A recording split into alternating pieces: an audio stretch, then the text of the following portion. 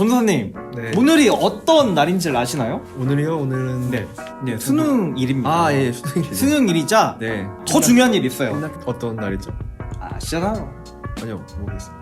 아, 예, 생일이셨구나. 맞아요. 여러분, 오늘은 제 생일인데요. 그런 의미에서 베셀 전도사님이 생일 선물을 못 주더라도 생일 축하 곡은 좀 했으면 좋겠다라고 생각이 들어서 오늘 다 같이 한번 들어보겠습니다. 노래 좀 불러주시죠. 아, 그 생일 축하합니다, 그거요? 네네네. 아이, 저 그런 거 못해요. 할 거 혼자 하세요. 그러면 전 제가 혼자 할게요. 셀프로. 생일 축하합니다. Happy birthday to you. myself는 스스로에게. 네. 근데 자, 여러분, 제가 제 생일인데 오늘 말씀의 주인공 역시 생일입니다. 생일자에 대해서 한번 알아볼까요? 그리고 말씀 속으로 들어가 보죠. 오늘 다윗의 동네에서 너희에게 구주가 나셨으니 그는 곧 그리스도 주님이시다. 너희는 한 갓난아기가 포대기에 쌓여 구유에 뉘어있는 것을 볼 터인데 이것이 너희에게 주는 표징이다. 갑자기 그 천사와 더불어 많은 하늘 군대가 나타나서 하나님을 찬양하여 말하였다. 더없이 높은 곳에서는 하나님께 영광이요 땅에서는 주님께서 좋아하시는 사람들에게 평화로다. 오늘 말씀은 1년에 한 번 교회에서든 밖에서든 들어봤을 법한 말씀입니다. 바로 예수님의 탄생과 관련된 말씀인데요. 그런데 이것을 이해하는 것이 약간 쉽지 않습니다. 네, 맞습니다. 오늘 말씀은 높은 곳에서는 하나님께 영광이요 땅에서는 주님께서 좋아하시는 사람들에게 평화로다 라고 이야기하는데 여기서 말하는 영광은 도대체 무엇인지 또한 평화는 무엇인지가 참 궁금해집니다. 먼저 영광이라는 단어를 살펴볼까요? 여기서 말하는 영광은 세상이 말하는 영광과는 조금 다릅니다. 세상에서는 무엇을 영광이라고 하나요? 저한테 물어보신 건가요? 아니요. 아, 네. 앞을 보고 얘기하시길래.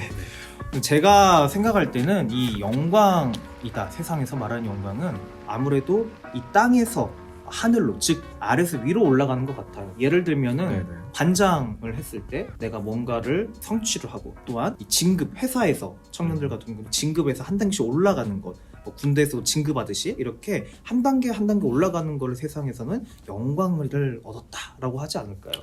그렇죠. 그래서 세상에서는 그 영광을 얻기 위해 부단히 노력하고 경쟁하고 남을 넘어서려고 노력합니다. 무엇보다도 영광을 얻기 위해서는 상대방을 넘어뜨려야 합니다. 그렇다면 예수님이 살았던 그 당시 그 세상에서 영광을 얻은 사람은 누구였을까요? 바로 가장 높은 위치, 높은 지위에 있는 사람이지 않았을까요? 그렇습니다. 로마의 황제, 왕중의 왕, 온 세상의 승리자 아우구스투스 황제였습니다. 그는 본래 옥타비아누스라는 이름을 가지고 있었습니다. 그는 기원전 31년에 오랜 전쟁을 끝내고 마침내 로마를 평정했죠.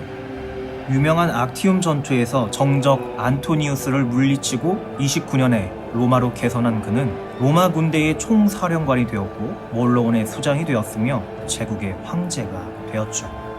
이렇게 승리한 그의 이름은 더 이상 옥타비아누스가 아니었습니다.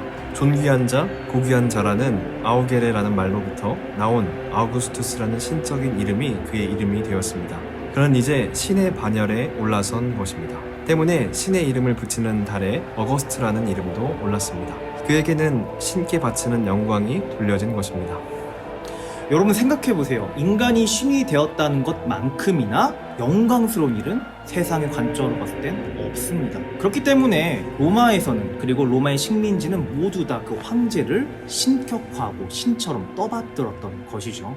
그렇게 아우구스투스의 영광이 세상에서 가장 높아졌을 때, 세상이 온통 그의 영광을 찬양하고 있을 때, 그 제국의 가장 밑바닥에 서 있는 식민지 작은 나라에서, 그 나라에서도 가장 보잘것없는 작은 고을에서, 그곳에서도 집으로부터 밀려난 마국간 고유에서 한 아기가 태어난 것입니다. 여러분 참 당혹스럽고 당황스럽습니다. 하나님의 하나뿐인 아들 독생자라고 우리가 고백하듯이 만약에 하나님의 아들 예수님이라면 도대체 이렇게 보잘것없는 마국간에 태어났다뇨. 우리는 이것이 참 당혹스러운 부분입니다. 그런데 이것을 성경은 성탄의 사건이라고 당당히 증언하고 있죠. 세상에서는 장군이 이등병이 되었다는 사실을 치욕스러운 것으로 여기는데, 하물며 신이 인간이 되었다는 사실은 세상이 볼 때는 더 없는 치욕이고 재앙과도 같은 일입니다. 그런데 성경은 이렇게 말합니다. 하늘의 천사들이 이 사건을 보고 하나님께 영광을 돌리며 노래를 했다고 말이죠. 그렇기 때문에 성경은 분명하게 이 마국간에 태어난 예수님이 바로 성탄의 사건 중 하나님께 영광을 돌리는 일이라고 분명히 이야기하는 거예요. 세상은 신이 된 인간에게 영광을 돌렸지만 천사들은 인간이 된 신에게 찬양을 올려드렸습니다. 성탄의 영광은 교만하게도 가장 높은 곳에 올라서려는 인간의 영광과는 다릅니다.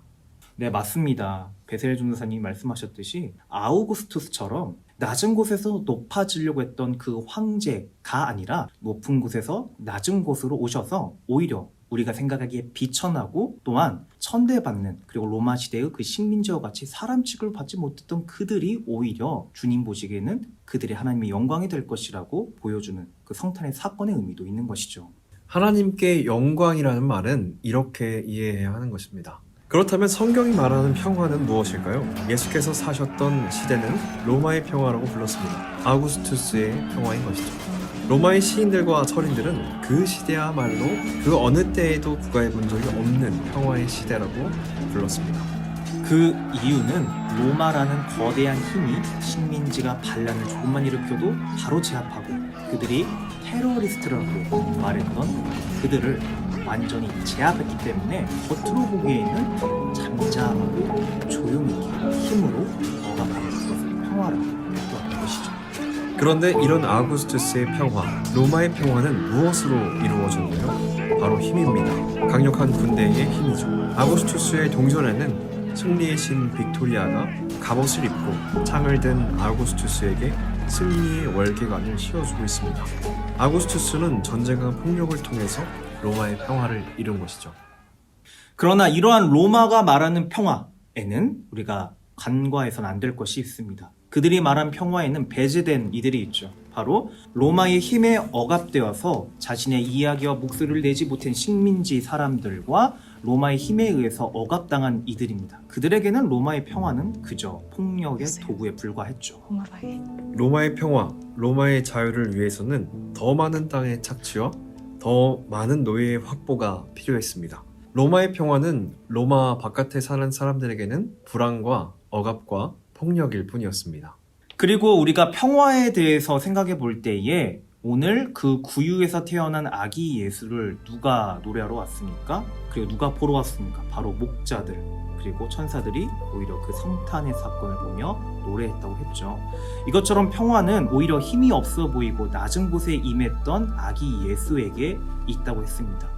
그래서 세상이 말하는 평화처럼 로마의 힘이 아니라 그 낮은 곳에 임하여서 그 사람들이 힘없이 속절없이 쓰러질 때 그들과 함께하러 왔던 그 예수님이 평화라는 것입니다. 성탄의 영광과 평화는 높은 곳에서 누구를 착취하거나 폭력으로 대하는 것이 아니라 오히려 고통의 자리, 그 밑바닥에서 힘들어하는 이들을 들어 올려주고 그들을 세워주는 것, 그것이 주님께서 말씀하신 성탄의 의미입니다. 우리 마지막 인사를 드려볼까요?